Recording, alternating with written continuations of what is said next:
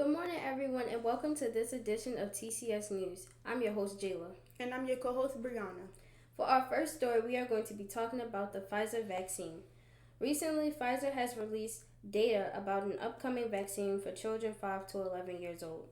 On Tuesday, Pfizer and BioNTech released the data to the FDA for initial review, but they aren't looking for emergency use authorization. This is the first submission of data to the FDA for children under 12 years of age.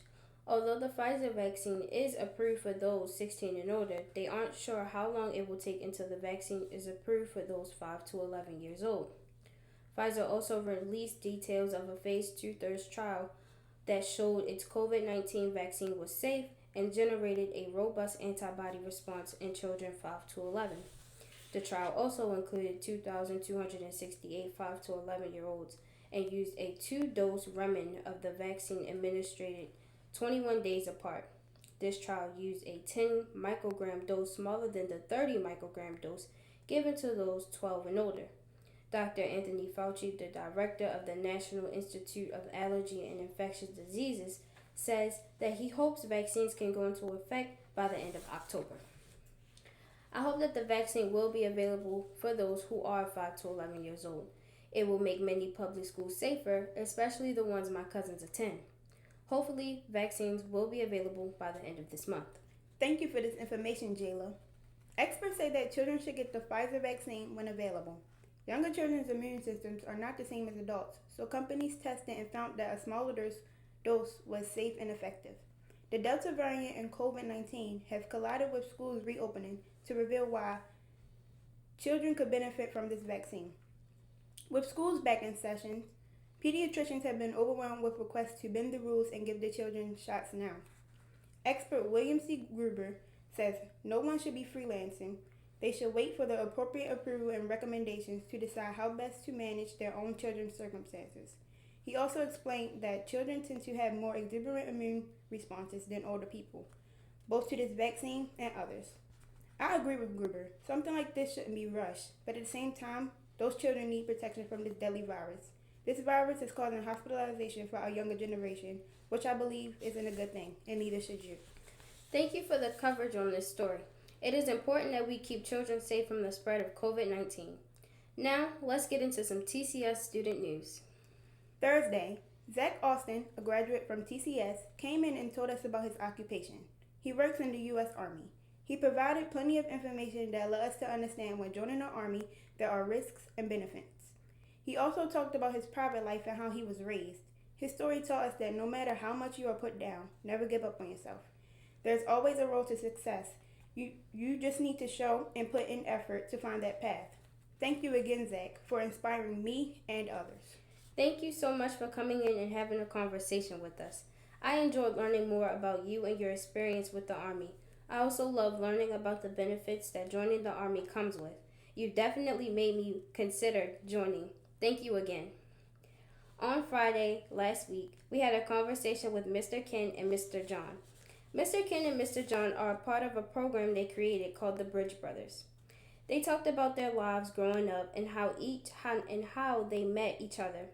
Mr. Ken and Mr. John both live on opposite sides of 29th Street Bridge, which was racially divided around that time. Mr. Ken lived in a dominantly white community, while Mr. John lived in a dominantly black community. They ended up crossing paths, which led to an amazing friendship and brotherhood. Mr. John and Mr. Ken came up with the program, the Bridge Brothers. Thank you so much, Mr. Ken and Mr. John, for coming in and having a conversation with us. I loved hearing the different stories from both of you. I also loved how different your stories was and found it fascinating that you both lived on different sides of one bridge and had two completely different life stories. I really appreciate this conversation. I look forward to another amazing conversation with you. Thank you again.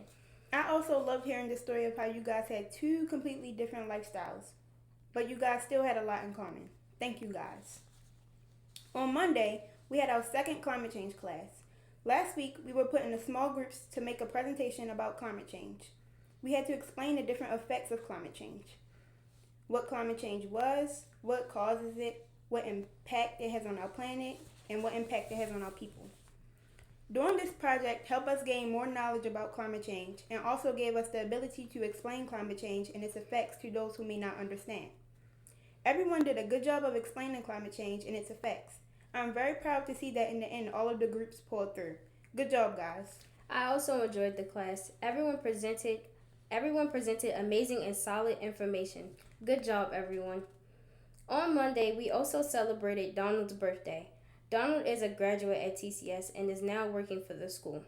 Donald is always here for all of us and always makes sure we have everything we need. Thank you for everything you do for us here at the school. Without you, the school wouldn't run the same. We all love and appreciate you, Donald. Happy birthday.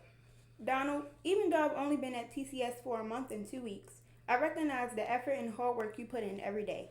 Grading work, serving lunch, and building bonds with the TCS students is something we should all be grateful for. You bring in spirit, and we appreciate that about you. Thank you, Donald, and happy birthday. On Monday, my co-host here, Bre'Onna, got invited to homecoming.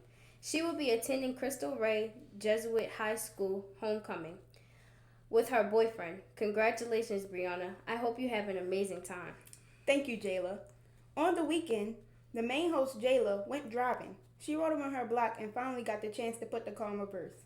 Things ended with her bumping into someone's car. It's okay though, Jayla. You can always keep trying. Learn from those mistakes. Gotta learn somehow.